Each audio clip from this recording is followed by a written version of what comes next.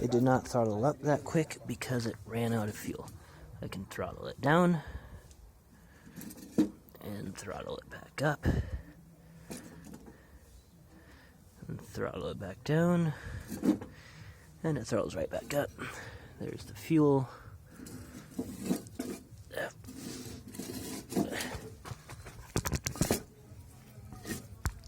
Runs out of fuel very quickly because it burns really quickly and efficiently.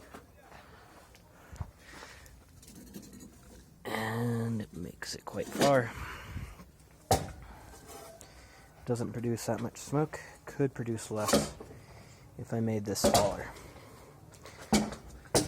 And the hot air pulls in the exhaust air, so the higher the column, the more cold air comes in, but it doesn't come in cold because the higher it is, the cooler the exhaust air gets, and the warmer the intake air gets.